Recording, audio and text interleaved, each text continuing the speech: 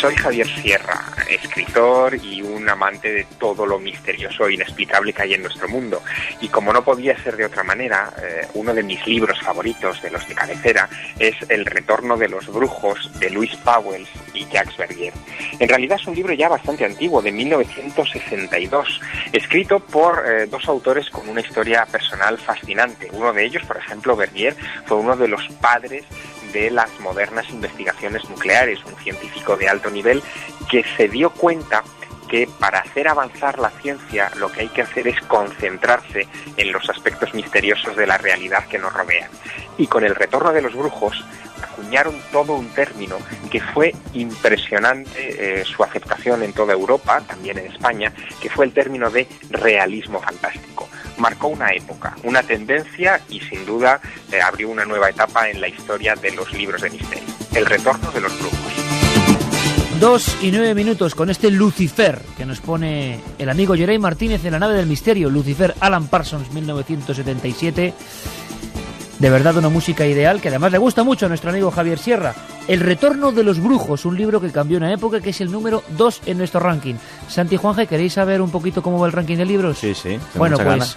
Estamos eligiendo, ya lo sabéis, los 7 grandes libros del misterio. Libros que os han marcado, libros que consideréis que quizá os han aportado algo. Vamos a elegirlos. El premio, entre 40 y 50 personas, habría que decir ya casi 45 personas, más o menos, podrán venir aquí una noche a estar con nosotros en vivo, en este estudio, con esta penumbra. Incluso podrán preguntarnos cosas, hablaremos con ellos y, ¿por qué no?, explicaremos por qué esos 7 libros, qué es de verdad lo que tienen esos libros y qué misterio esconden. Así que ya sabéis, votaciones a partir de este instante para los 7 libros del misterio. Y dentro de muy poco, en apenas un par de semanas, vamos a hacer la primera selección, el primer corte. De momento, número 1, La noche del miedo, en fin, que escribió un servidor. Esto es un poco... cambiará, seguro, cambiará. Hace unos cuantos años. El segundo, El retorno de los brujos, Louise Pauwels y Jacques Verdier. Tercero, Drácula, de Bram Stoker. Cuarto, Caballo de Troya, J.J. Benítez. Quinto, El paraíso maldito, sobre las Urdes. Sexto, La Biblia, ni más ni menos. Séptimo, Misterios de la Iglesia, de Carmen. Esto. Octavo, Recuerdos del futuro, son vuestros votos, ¿eh? Recuerdos del futuro, el octavo. El Necronomicon, noveno. Esto sí es curioso, Santi, porque es un libro que no existe. Claro, es que no existe. Es increíble. Ahora, la fama lo que hace, ¿no? Sí, la fama y el bulo, o sea, es increíble. Y luego, fijaos, vamos a salpimentar un poco. Enigma sin resolver, Vida después de la vida, La ruta prohibida de Javier Sierra, 100.000 kilómetros tras los ovnis, el que votamos aquí también, por mi parte. Santi dijo El retorno de los brujos y tú dijiste... Dioses, tumbas y sabios de Ciram. De arqueología. La rebelión de Lucifer, La España secreta, Luces de medianoche, fíjate de curioso, de Francisco Padrón. Jacobus, novela, que también vale, de Matilde Asensi. El misterio del Escorial, de Mariano Fernández Urresti, que bueno, sería sobre Felipe II. Los pilares de la tierra, de Ken Follett. El manuscrito Voynich, directamente.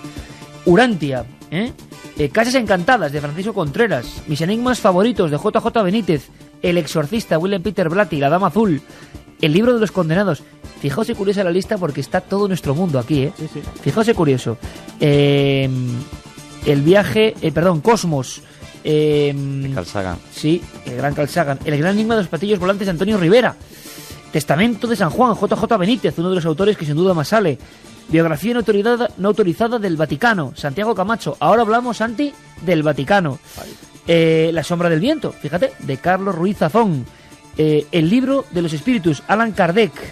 Los cuentos asombrosos, narraciones extraordinarias, de Edgar Allan Poe. El misterio de las catedrales, de Fulcanelli. La cripta secreta, Misterios de Castilla, Ángel del Pozo. Leyendas urbanas, de don Alberto Granados. La catedral del Mare, de Alfonso Falcones.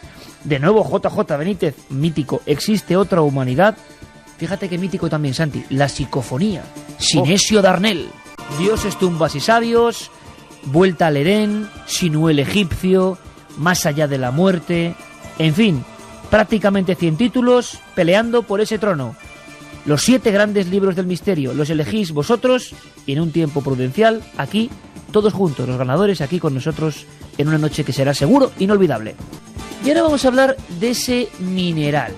De verdad que es sorprendente, bueno, uno de los grandes del periodismo de la escritura, del reporterismo, uno de esa generación mítica, ¿no? Mira, a Alberto Vázquez Figueroa siempre le han dado palos y siempre le criticaban, claro, lógico, porque vendía mucho.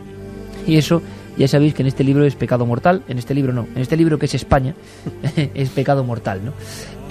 Curioso porque él hacía bestseller tras bestseller, pero al mismo tiempo era un tipo, en fin, que vivió en África, en América, que atravesó desiertos, nos lo contó en novelas como Tuareg, Cienfuegos, en fin, un sinfín de historias, un sinfín de cosas. Pero ahora viene con una que a mí me parece un salto mortal.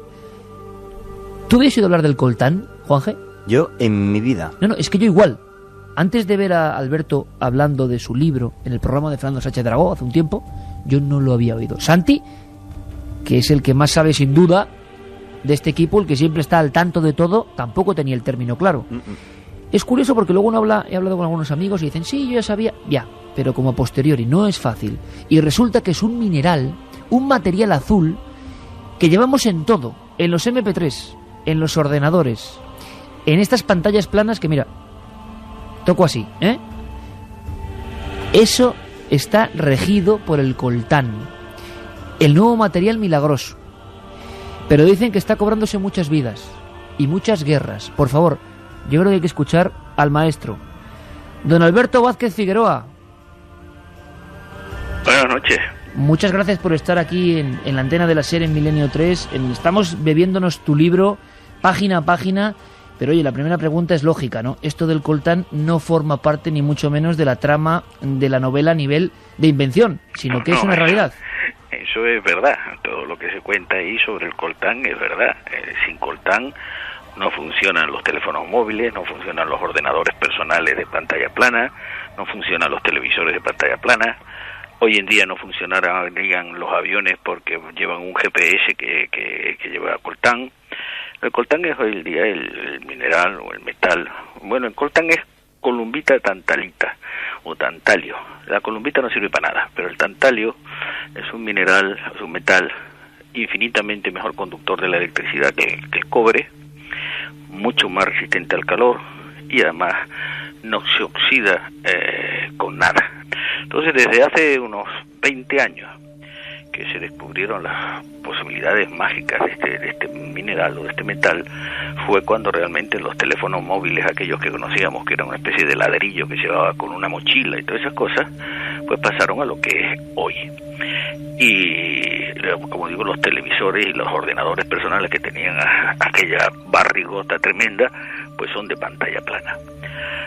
Pero normalmente casi nadie sabe lo que es. Recuerdo que hace unos meses me pidieron los ministerios, los directores generales de todos los ministerios.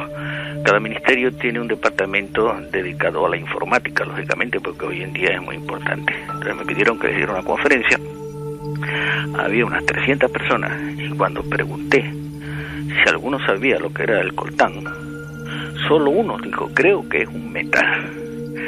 Y entonces les dije lo que es curioso, que estamos organizando un mundo futuro, un mundo basado en eso, en la telefonía móvil, los televisores, los ordenadores, las satélites artificiales, las armas dirigidas, con un mineral que cualquier día puede acabarse, porque hay que tener en cuenta que el 80% del mineral del coltán está en el Congo.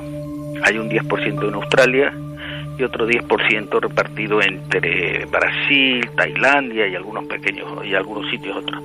Y no se ha encontrado más. Entonces todas las guerras que hace años que nos vienen diciendo que había en África, de los Tutsi contra los Hutus, de las guerras civiles, las guerras racistas, que llevan costado más de 4 millones de muertos, es todo por el control del coltán, que hoy en día pues empieza a ser casi más importante que el petróleo. Alberto, tú en el libro, y yo desde luego no voy a desvelar la trama, ¿no?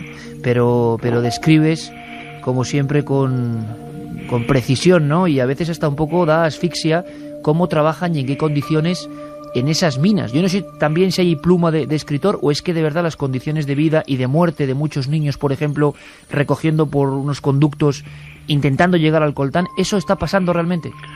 Pues sí, también está pasando, que sin querer hacer publicidad, te diré que justamente esta semana ha salido a la venta, o creo que sale a la venta, un número de la revista Geo, donde hay más de 20 o 30 fotografías tomadas en el sitio de eso, de cómo se recoge el coltán, de cómo son los niños lo que cogen, cómo mueren ahí, cómo hay un tráfico de niños para sacar ese coltán, porque se tienen que meter entre unas grietas y a veces se derrumba todo aquello y se viene abajo.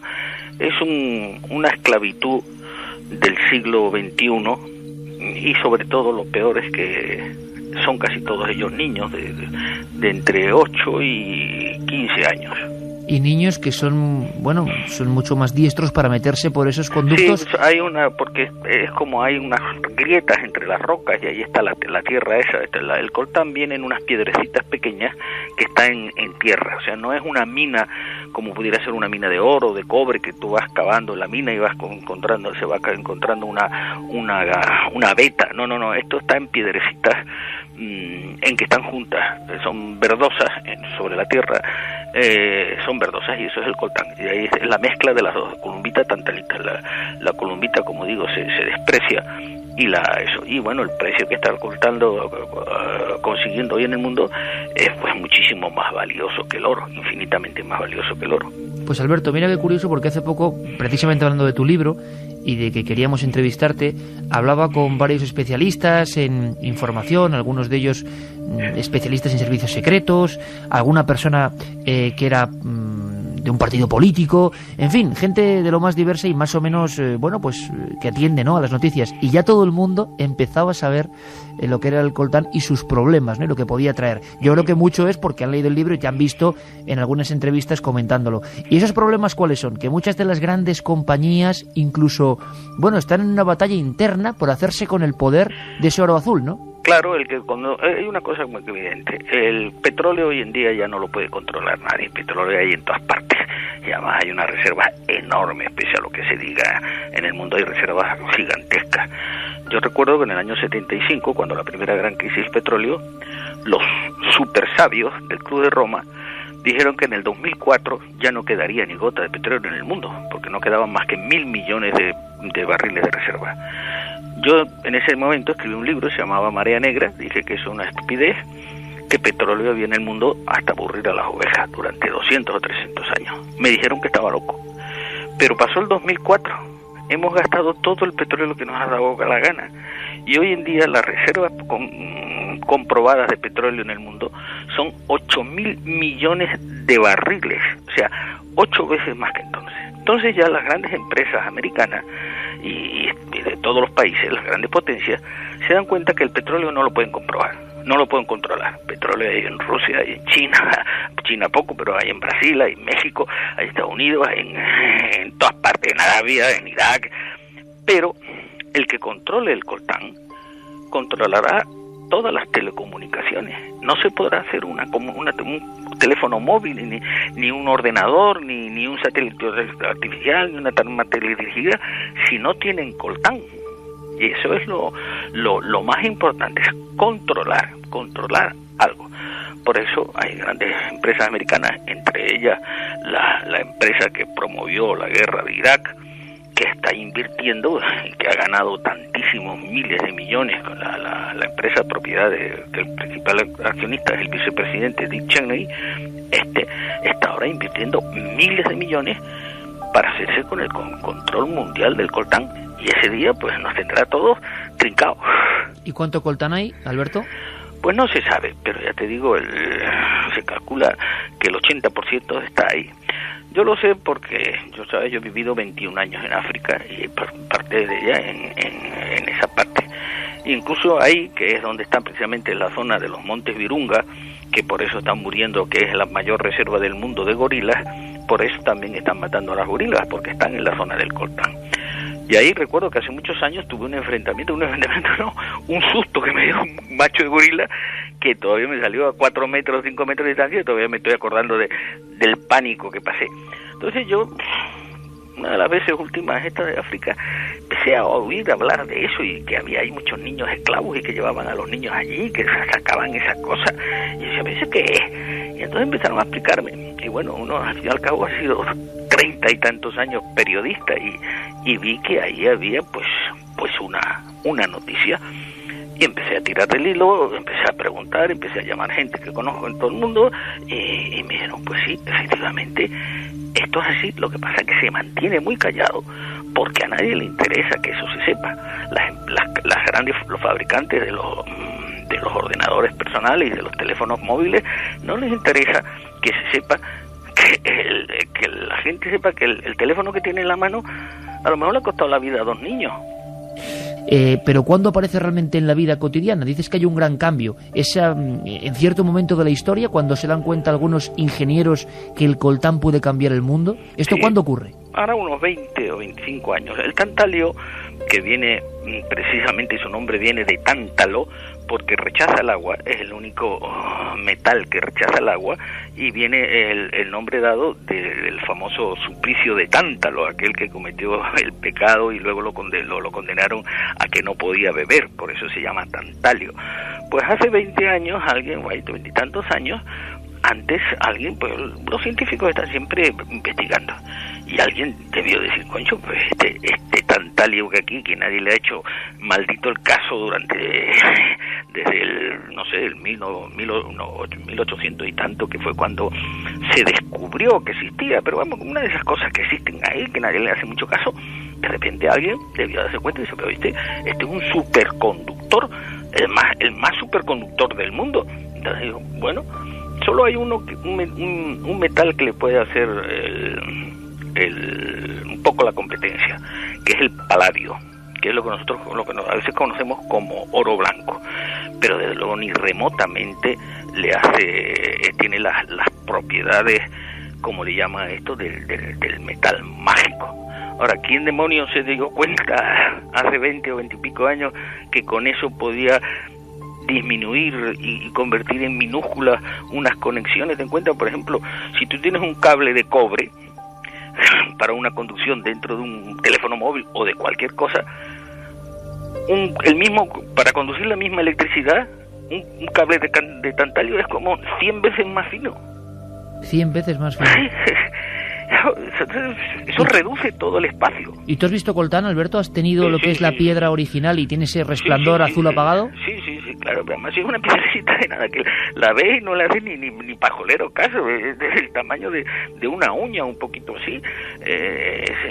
Claro, pues, no sé, supongo que en mi época de vivir por el Congo, por esa zona que viví mucho, habré pateado montones de veces por encima del coltán en mi época de vivir en África, y desde luego nunca se me ocurrió, como si tú vas mañana por el campo y ves unas piedritas, pasan por encima de la vez y viene de repente uno de estos sabios que siempre hay, y que de repente esto es maravilloso, pues bendito sea Dios, mientras no llegue un momento en que se agote. Por eso ahora mismo, cada vez que hay un teléfono móvil, inmediatamente lo llevan a Canadá, lo primero que hacen es quitarle el coltán, intentar recuperar el coltán. Mucha gente joven esta noche también se va a enterar de lo que es el coltán. Podéis acudir a este libro porque además hay documentación, hay informes, se cuenta qué se sabe de este mineral y luego está engarzado en una trama que podría ser, como ocurre en muchas novelas de Alberto, perfectamente real. Podría darse exactamente así.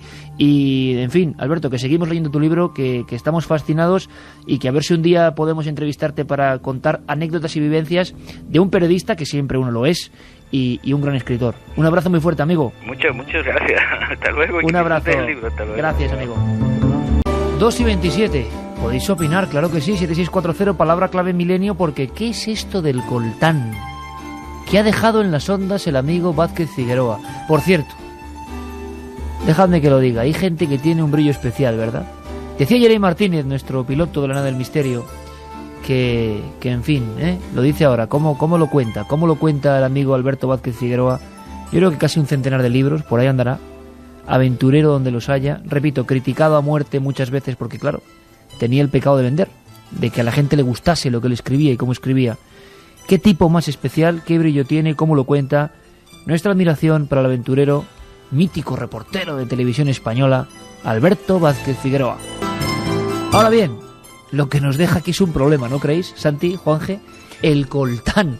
Vaya mundo, lo que ha contado, minas donde los niños se matan, guerras de estrategia y el oro azul. ¿Qué os ha parecido? Hombre, a mí nos deja realmente una maravilla, en el sentido de una algo maldito para el Congo, que es un país maldito, pero a nivel periodístico nos ha dejado una perla, en el sentido de decir, oye, me dan ganas de irme al Congo, investigar el tema a fondo, saber qué es esto. Ahora, bueno, tengo la suerte de que tengo muchos químicos a los que consultar y además muy apegados a mí, pero no, mañana estoy cogiendo el teléfono y me estoy informando de exactamente qué es el coltán y para qué sirve, pero mañana sin falta.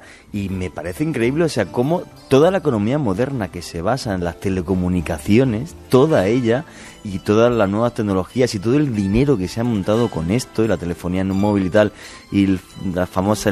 el mundo, Juanje. Efectivamente. Y nunca hemos ido a hablar de ello, ¿eh? Jamás. Ahí. Y es lo más increíble, o sea, ese misterio que yo no entiendo. Santi, te doy la palabra además de ti porque tú de conspiraciones sabes 1000 veces más que yo. Pero acabas de dar la clave, Juan. Pues ¿Cómo nadie sabía lo que era el coltán? Claro. Y está dentro de esto? Del portátil de Santi, de este mando, mira, de este mando que suena así, claro, de este ratón, o sea, está dentro de todo el coltán, para que sea cada vez más reducido, a veces 100 veces menos superficie que el cobre. Pues fíjate que cuando hace unas semanas me comentabas este asunto y compartíamos nuestra sorpresa mutua al oír hablar de esto, a mí me quedó un resquemor, claro, es decir, ¿y por qué si esto es tan importante? ¿Por qué nunca habíamos oído hablar de ello? ¿Por qué nunca habíamos oído hablar de esos niños esclavizados? ¿Por qué nunca habíamos oído hablar de esa economía sumergida de la guerra, muy parecida a la de los diamantes de sangre, que también se hicieron célebres en las guerras de África? Muy bien esa línea, sí señor. Y empecé a investigar. ¿Por qué? ¿Por qué no? Y me encontré con una serie de historias que ya entraban más dentro de lo mío, más dentro de la conspiración. Y es que se hablaba de que importantísimas compañías, que por razones de mi estabilidad legal no voy a citar, pero muy grandes, de las más grandes del planeta en los sectores tecnológicos, habían hecho valer su capacidad como grandísimos anunciantes en los medios de comunicación para que no se publicasen, no se difundiesen historias sobre el coltán.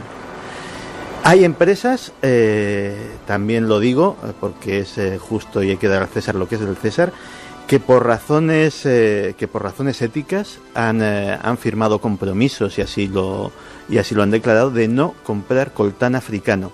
Ya ahora mismo. Ya ahora mismo, es decir, hay empresas que han hecho declaraciones éticas y pueden demostrarlo. Pero el 80% está en el Congo. Efectivamente. Y perdona que dude de ellas, ¿eh? Sí, yo también. Perdona que dude de ellas porque si eso lo hace igual que los famosos diamantes de sangre que habéis visto la película, efectivamente. O sea, el que hace la ley hace la trampa, se da la vuelta, se compra por otro lado y listo. Pero yo creo que esa línea es interesante, sobre todo a partir de ahora, que yo creo que empezará a hablarse y mucho de algo que he descubierto que efectivamente en un futuro no muy lejano puede ser más importante que el petróleo y tan importante como otro recurso que generará muchos conflictos en el futuro, que es el agua. El coltán dentro de nuestros aparatos. Claro, a todos nos gusta tener el móvil más pequeño, el MP3 más fino, la pantalla plana más plana, y al final dentro de eso hay muchas historias, pero es que no sé, nadie sabía, por lo menos. Y además yo lo he notado, incluso en círculos de gente que sabe, que tiene que saber. La anécdota que ha contado Alberto Vázquez Figueroa es brutal. En una comisión uno sabe de qué va y resulta que está dentro de toda nuestra tecnología y todos sabemos, Santi, Juanje, y lo sabéis vosotros, amigos de Milenio 3, si os ha pasado, hace poco nosotros lo sufrimos, un apagón. Cuando llega el apagón tecnológico, el hombre de hoy es un inválido. Ya no sabe moverse. Los sentidos se han atrofiado.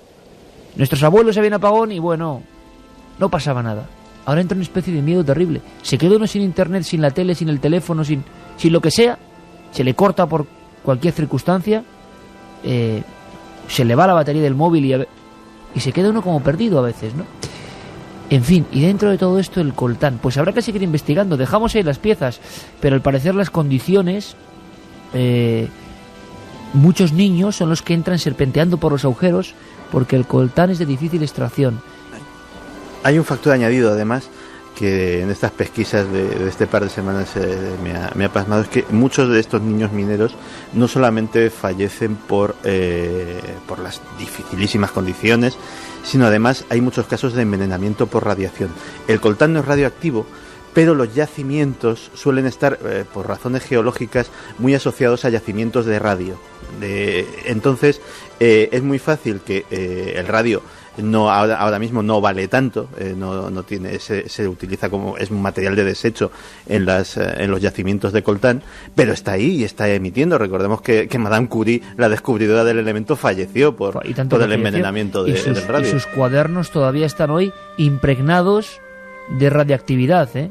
En la bóveda de París están sus cuadernos de Madame Curie, cuya médula espinal prácticamente, se vino abajo con tanta exposición constante a ese material, a esas radiaciones. Yo sí quería añadir una cosa, y esa parte del coltán, que obviamente, y además con esta música de fondo que es propicia, y es por qué siempre Centroáfrica durante miles de años es el punto de la tragedia. Cuando no era el coltán, fue Leopoldo II, uno de los mayores criminales de la historia, que vemos ahora como la gente que desciende de los reyes de Bélgica siguen gobernando un país, que es algo terrible. Y siempre en Centroáfrica, cuando no fue por los belgas, fue por el coltán, antes fue... el antiguo Congo belga. Efectivamente. Entonces es terrible esa maldición en una tierra hermosa, preciosa. Eso sí que se me escapa a cualquier conspiración, a cualquier cosa. Es algo que está ahí y nunca podré explicar. En una tierra maravillosa, nunca la he pisado, por desgracia, aunque algún día seguro que lo haré. Oye, ¿os imagináis cómo pueden ser las disputas empresariales? Eso lo cuenta muy bien Alberto Vázquez Figueroa. Pero ¿cómo pueden ser las disputas por una cosa tan rica, tan apetecible como el coltán? ¿Qué movimientos tiene que estar habiendo ahora que no sabemos entre las grandes compañías? Que no sabemos, y lo que más me asusta, que no somos capaces de imaginar, que no tenemos los mimbres, ni siquiera los más informados, de saber a qué nivel, qué tipo de estrategias, qué tipo de poderes se manejan. Hay una reflexión que sí que me estaba haciendo, porque es que me parecía, estando sentado en la misma silla unas semanas después, es que en el fondo es la naturaleza humana. Hace unas semanas hablábamos de las salitreras de Chile, donde de repente el ser humano, una parte del ser humano, había acudido a depredar un recurso natural de un país y a acoger a sus ciudadanos y a mantenerlos en una situación de semiesclavitud. En el fondo, África, Sudamérica, la historia es tan vieja como el hombre, y da mucha pena que pasen los siglos y las historias se repitan una y otra vez. Si os parece, luego hablamos con los amigos 7640 si tienen preguntas sobre el coltán, que quizá no podamos responder, o quizá sí con lo poco que vamos sabiendo. Pero Milenio 3 es ese programa de 1 a 4 de la madrugada que tiene un único tesoro. No es el coltán precisamente el que impulsa la nave, aunque la tecnología es fundamental, sino generar historias, generar debate, generar que mañana en muchos puntos de España, porque lo sé y también lo sabéis vosotros, mucha gente hable de esto que es. Bueno, ese es un tesoro para los que estamos aquí contando historias. Que haya interés, que haya foco sobre cosas que siempre permanecen olvidadas, que parece que no quieren que sepamos, ¿no? Pero ahora vamos a cambiar el tercio, si me permitís, porque ha muerto un hombre que también tiene algo de leyenda. Y variamos de la tecnología más avanzada, más de vanguardia, con ese oro azul que hoy casi damos a conocer, el coltán, con un video tantalio, y vamos a las sotanas. Vamos al Vaticano. Se le llamó exorcista del Vaticano durante mucho tiempo. Fue uno de los primeros que hizo libros sobre demonología que se publicaron en toda Europa. Creo que tenemos su voz, Geray, la voz de Corrado Balducci, un hombre que se enfrentaba al demonio sin ningún miedo y que recopiló casos impresionantes.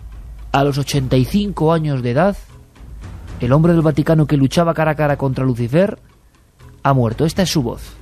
Non si può più pensare è vero, non è vero, sono veri o sono falsità, ci si crede o non ci si crede. No, oramai ci sono varie considerazioni che fanno dire con certezza che l'esistenza di questi esseri c'è. Non si può dubitare. Magari si potrà dire che su 100 fenomeni ce ne saranno, anche se si dicesse 99 non veri e uno vero, c'è quell'uno che dice che certi fenomeni. 2:38, decíamos que Carmen se encontraba en otro punto y finalizando ciertas investigaciones. Todo esto, claro, este año va a ser así, iremos sorprendiéndonos. Ayer estábamos en un bajo tierra, ¿verdad, Juanje? Sí, no vamos a decir dónde. Y en uno de esos lugares densos, ¿verdad? Denso, donde lo que hablaba Paco, la historia, las cosas un poco raras han ido juntando. De esas cosas raras había mucho Corrado Balducci. Carmen, buenas noches. Buenas madrugadas, chicos, ¿qué tal? Se hace raro escucharla por teléfono, ¿verdad? Pues sí, buenas noches, Carmen. La verdad que sí, buenas noches, Carmen. Pues estamos a mí me todos... da mucha envidia, que estéis ahí todos reunidos y no poder estar con vosotros. Oye, ¿cómo se oye Milenio 3 desde fuera? Pues la verdad es que es una experiencia curiosa, porque yo estoy viendo en cada momento, aunque esté lejos de vosotros, cómo y quién va a intervenir. Ya sé con qué va a saltar Juanje, el punto que va a dar también Santiago, y es una experiencia curiosa. Fíjate, se vive de otra manera el escuchar a Paco metiéndose por esas cárceles, el ver cómo cierra esas puertas, cómo de noche en completa oscuridad recorre esos pasillos, se escucha de otra manera. Yo he intentado ponerme también un poco en la situación del oyente, como lo soy esta noche. Buen experimento. Con la luz apagada, mientras esperaba, pues he dejado un poco al lado los libros que tenía a mi lado, me he metido en la cama y he empezado a escuchar cómo se oye Milenio 3 desde fuera. Y es una experiencia curiosa, ¿eh? Allí estamos atentos a mil cosas, a la pantalla del ordenador, a si van bien pues todos los materiales técnicos que tenemos, a si el corte entra. Pero aquí tú te metes en la película que estás oyendo y es completamente diferente, estás viendo esas imágenes. Oye, y un buen actor de esa película, Carmen, sería Corrado Balducci, ¿no? De una película de terror, quizá. Sería un gran actor, Corrado Balducci, el que llamaban el exorcista del Vaticano. Por desgracia nos ha dejado el día 20 a los 85 años. Se ha sabido ahora la noticia porque la familia tampoco ha querido difundirla hasta este momento. Pero lo que sí tenemos de él son muy buenos libros. Fíjate, yo no sé si es casualidad o no es casualidad, pero entre mis manos tengo un libro que se llama Los endemoniados hoy, que precisamente escribió él. Los endemoniados hoy, de portada mítica, ¿verdad? Una portada terrible, son unos ojos de pánico, es simplemente un rostro con unas manos puestas sobre la cara, y los ojos son lo más expresivos, lo dicen todo, es el miedo, es el pánico ante lo desconocido. No se sabe muy bien si es él el endemoniado, la persona que está dibujada en esta portada, o si por el contrario está viendo una figura demoníaca. Corrado Balducci, bueno, mucha gente se acordará de él, y en España se habló por vez primera, yo creo, de él. Bueno, se ha publicado ese libro que tienes tú, que es Los endemoniados hoy, que sí, el título 1965. Ya lo dice todo, ¿no? Del año 65. Pero la gente se acordará de esa experiencia con Paloma Gómez Borrero, que queda con Corrado Balducci, que le entrevista, y Corrado Balducci, Carmen, le dice que cuidado con las cintas y la entrevista que se lleva, porque él ha contado demasiados secretos de alguna forma, ¿no? Y luego pasan cosas. Sí, gracias a Paloma pudimos tener a Corrado Balducci en Cuarto Milenio, le hizo la entrevista en su propia casa. Precisamente, además, la contaba ese extraño caso que vivieron juntos, porque después de esa entrevista a un exorcista, pues la verdad es que ocurren cosas extrañas. En el plató de Cuarto Milenio también hemos tenido a otros exorcistas del Vaticano, y también parece que la tensión se vive por las cosas que nos están contando. Entre otras cosas, traernos, por ejemplo, los clavos que en teoría expulsaban los endemoniados por la boca. Pues bien, Corrado Balducci, después de darle la entrevista a Paloma Gómez Borrero, le dice, como bien decías, que tuviera cuidado porque a veces el demonio hace de las suyas y no quiere que determinadas informaciones salgan a la luz. Paloma, ya la conocemos como es, se va a su casa, empieza a transcribir la entrevista al cabo de los días, porque primero deja la cinta en su despacho junto con la libreta en la que había apuntado pues varias cosas, como hacemos los periodistas cuando realizamos una entrevista. Y al cabo de los días dice, bueno, voy a coger la cinta y voy a empezar a transcribir esa entrevista. Empieza a buscar la cinta por todas partes y la cinta no aparecía en ningún momento. Empieza a buscar su cuaderno y el cuaderno con todas esas anotaciones que le había dado Corrado Balducci tampoco aparece en ningún momento. Y se da cuenta que entra un pájaro enorme, una especie de cuervo negro, que empieza a dar en la habitación bandazos de un lado para otro de la pared, hasta tal punto que empieza a hacerse sangre y cae muerto detrás de una de sus estanterías.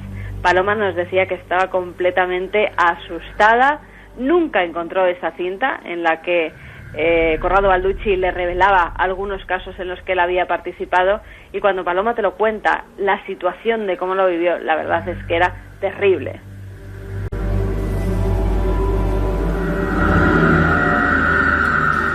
Carmen, Corrado Balducci también estaba convencido de haber escuchado o visto al demonio en alguna ocasión en los muchos exorcismos que hizo incluso dentro del Vaticano. Corrado Balducci era una persona muy especial y además no siempre estuvo de acuerdo con lo que planteaba la Iglesia. Por ejemplo, él era uno de los demonólogos más conocidos dentro del Vaticano, por eso le llamaban el exorcista del Vaticano, era el exorcista oficial, el que cuando había un caso le llamaban a él para realizar en Roma el exorcismo. Vivió muchos exorcismos, pero decía que tan solo en toda la historia de Italia puede dar como verdaderos 20, con lo cual no es una persona que dijera o viera el demonio por todas partes, al contrario, estudiaba muy bien esos casos, pero sí que decía que de vez en cuando había visto la cara al diablo. Te digo que era una persona especial y además pues un poco adelantada a lo que podemos hablar de Iglesia, porque él creía fervientemente en la vida extraterrestre. En numerosas ocasiones dijo que nosotros habíamos sido visitados por seres de otros planetas, que estaba convencido que los ovnis habían llegado a la Tierra, que había otras vidas en diferentes planetas fuera de la Tierra y que estaba convencido de que no éramos los únicos, pero que tanto como había seres de otros planetas de fuera, también había de dentro, del mal, del inframundo, de todo aquello que nos lleva a pensar en el demonio, en el diablo.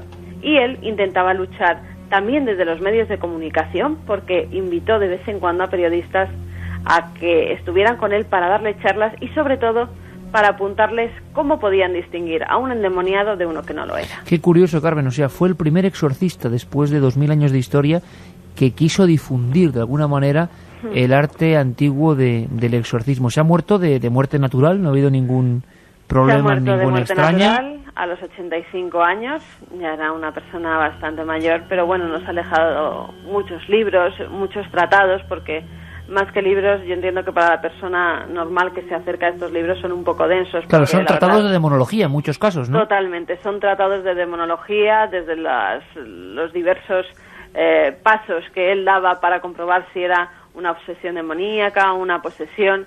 Había además tratados como rock satánico, adoradores del diablo, en los que él también estaba convencido que el rock tenía mensajes subliminales y que esos mensajes pues eran malignos, que llevaban sobre todo a acercarse al mal. Bueno, teorías desde muchos puntos de vista, pero también una persona que sabía mucho, un teólogo, un filósofo, un jurista, porque no era varias carreras. Sí, tenía varias carreras, era una persona muy culta, hasta tal punto que el Vaticano en 1999 le encarga que realice el nuevo ritual romano, que sabéis que en ese año, pues en vez de estar en latín, se tradujo a diferentes ¿Y eso idiomas. lo hizo Corrado Balducci? Sí, eso lo hizo Corrado Balducci para precisamente que los sacerdotes pues modernos de hoy en día, más jóvenes, se acercaran a ese ritual romano desde un punto de vista no del latín, sino en diferentes idiomas, para que así fuera más fácil realizar el exorcismo. Pues Carmen, ¿qué te parece si en pequeño homenaje común aquí de la Nave del Misterio a un hombre valiente, sin duda alguna, porque no solo es que sea exorcista, que además con esta música que está poniendo Yeray ahora, me lo estoy imaginando, con la sotana y llegando al el exorcista del Vaticano, ahora el relevo de alguna forma, nuestro querido y buen amigo Gabriel Amorth, y que dure mucho, por supuesto. Pero Corrado Balducci, incluso el aspecto físico, ¿verdad?, era muy parecido a Max von Sydow, el actor que encarna al exorcista en la película. Claro, la sensación que tenemos es que podríamos hacer ese pequeño homenaje diciendo, ya que estamos votando libros, pues un libro que tiene que quedar también por ahí, por lo menos en la memoria colectiva, aunque el voto no sirva, es sin duda Imaginaos, ¿no? Imaginaos, Santi y Juanje, lo que pudo ser, ¿no? Año 65, un libro convulsiona Italia, Francia y España, una portada, unos ojos desorbitados, los endemoniados hoy.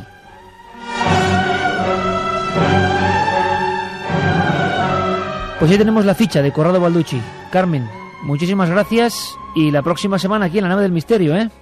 La próxima semana prometo que ya estaré allí. Algún día os contaré las investigaciones que estoy siguiendo. Por el momento vamos a dejarlas ahí ocultas. No diremos nada más, pero bueno, un día saldrán a la luz y creo que van a ser interesantes. Como tantas otras cosas que saldrán a la luz este año, lleno de emociones. Un beso, Carmen. Un beso muy fuerte.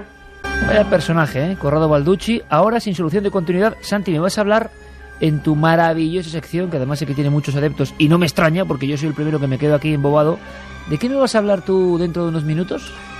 Pues te lo voy a dejar solamente con una frase que dijo un gran hombre. Simón Wiesenthal, el más famoso cazador de nazis del mundo, el hombre que consagró su vida a dar busca y captura a los hombres que habían exterminado a su pueblo, al pueblo judío, dijo de la organización de la que vamos a hablar: son peores que la Gestapo. ¿De quién pueden decir eso? Nos quedan, 10 minutos para saberlo, porque Santi a la vuelta vendrá con su dossier, con su piano, con ese piano cadencioso, con esa sensación de que hay muchas cosas que no encajan. El coltán podía ser perfectamente una parte de la sección, Santi, sin duda alguna. Pero ¿de quién habla Wiesenthal cuando dice eso? Vamos a descubrirlo. Ahora, eso sí, paseo por la historia, por lo que ha sido noticia. El boletín informativo eterno. Lo hace Nacho Ares. Viene desde el inicio del tiempo. Y hay hallazgos y descubrimientos y cosas nuevas. Boletín de la historia, Nacho Ares.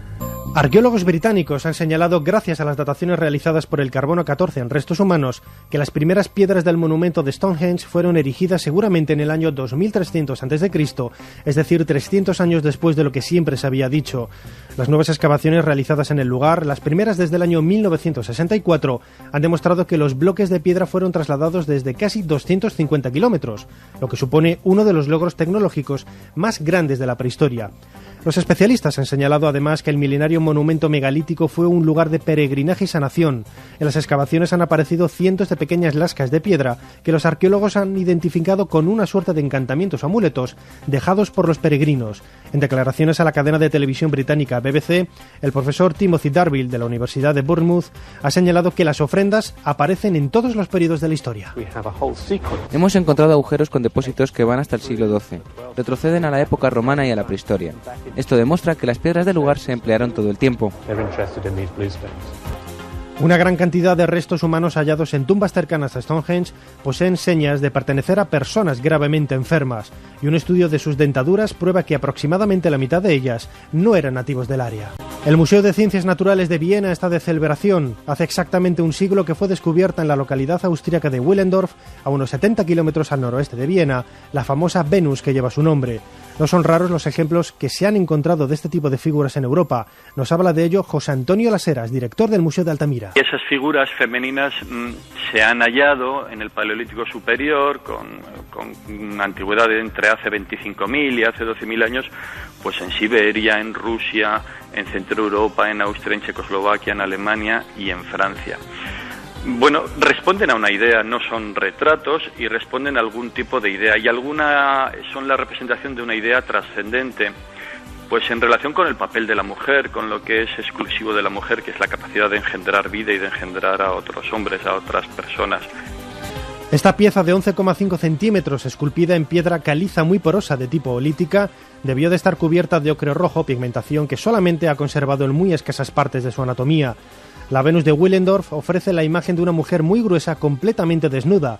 No tiene rasgos faciales y sobre la cabeza solamente se ve una especie de gorro, una peluca formada por trenzas o un complicado peinado que parece cubrirle por completo la cabeza. Al sur de los Pirineos, en la península ibérica, no se ha hallado ninguna de estas esculturas femeninas. En Altamira, por decir algo, ya que hablo desde el Museo de Altamira, pues con todos los centenares de figuras que hay, solo hay un grabado que puede ser interpretado como una silueta femenina un poco relacionada con este tipo. La Venus de Willendorf, además de ser la primera descubierta, es la que ha llegado hasta nosotros en mejor estado de conservación. Ramsés II, uno de los faraones más longevos de la historia de Egipto y sin lugar a dudas uno de los más prolíficos en la cantidad de monumentos, cuenta desde hace pocos días con un nuevo templo y una nueva estatua colosal. En la ciudad de Tel Basta, la morada de la mítica diosa con cabeza de gato Bastet, los arqueólogos han descubierto la cabeza de un coloso de Ramsés. El busto de granito rojo ha perdido la nariz y la falsa barba de los dioses. En la actualidad, los arqueólogos egipcios continúan buscando otras partes del coloso. Ramsés II gobernó Egipto en el siglo XIII antes de nuestra era. Bajo su mandato se levantaron templos tan famosos como el de Abu Simbel o las partes más conocidas de la decoración de la sala hipóstila de Karnak. Hola, soy Juan Ignacio Cuesta, periodista, Y el libro que más ha influido posiblemente en mi vida, y además porque es una fuente inagotable de lecciones, es posiblemente El Conde de Montecristo. Es una novela iniciática, una extraordinaria novela iniciática, muy bien escrita, que nos lleva por un recorrido por la mente humana en aspectos como es la venganza, como es la justicia y como es también la adquisición de conocimientos. Un libro muy importante, indudablemente, porque además no solamente trata estos aspectos y otros bastante interesantes, sino que la propia personalidad de Edmundo Dantes, el propio Conde de Montecristo, es el reflejo de alguien que sale de la nada para llegar a comprender, cosa que es normalmente lo que solemos hacer las personas a lo largo de nuestra vida. Un libro muy interesante que creo que merece la pena leer y además degustarlo y no quedarse con los aspectos frívolos que tiene, que son muchos, pero que son los que se han resaltado habitualmente de este libro, que por cierto nunca ha podido ser llevado a cine en condiciones. Esa es mi recomendación. 2:56 y nos queda una hora, y la verdad es que nos encanta hacer la radio y hacerla con vosotros y para vosotros. Cuando nos encontramos por ahí investigando a gente que también le gusta escucharnos, pues en fin, tenemos que dedicar minutos a lo que vosotros decís, que a veces es mucho más afinado que lo que nosotros comentamos. Carlos, compañero. Muy buenas de nuevo, Iker. Buenas. Pues siguen llegando muchos mensajes sobre cárceles en España y, por ejemplo, nos comentan... Ha habido un mensaje que te ha impresionado, ¿no? Especialmente. Sí, mucho. Nos lo enviaba al correo electrónico Tomás y nos decía que él hacía la mili en Jaca y después le destinaron a un refugio militar al lado de Candanchú. Se llamaba Rioseta. Allí murieron sepultados por una luz toda una compañía de militares. Yo nunca había tenido experiencias así ni las he vuelto a tener y hace ya 16 años que me licencié. Pero allí había algo. No nos atrevíamos a ir nunca solos a ninguna estancia y alguna noche incluso nos juntábamos todos en la misma habitación por los ruidos que se oían. Se iba la luz, la televisión se encendía y apagaba o cambiaba de canal y no tenía mando a distancia. En fin, que 10 personas vean, oigan y sientan el pánico no es algo que imagine alguien que era real. Vamos a ver, Candanchú dice, se escribía Tomás, ¿verdad? Sí. Se llama Rioseta, dice. A ver si nos pueden dar la clave porque yo, claro, todo esto por la fecha, hace 16 años... es que me recuerda a Cerler. Yo pienso que es Cerler, cuartel el de caso Cerler. Sí. Uno de los casos más sobrecogedores de la historia. Y que, por desgracia, el ejército no me dio permiso para llegar hasta el final porque había unos testimonios y unas cosas increíbles que contamos ya alguna vez en Milenio 3, en Cuarto Milenio, pero que no hay cosa más que me gustase más que coger el coche, un equipo de rodaje, irme allí otra vez una semana a investigar el caso. Y era el alud, Juanje, los cadáveres puestos en el secadero y fenómenos a partir de entonces.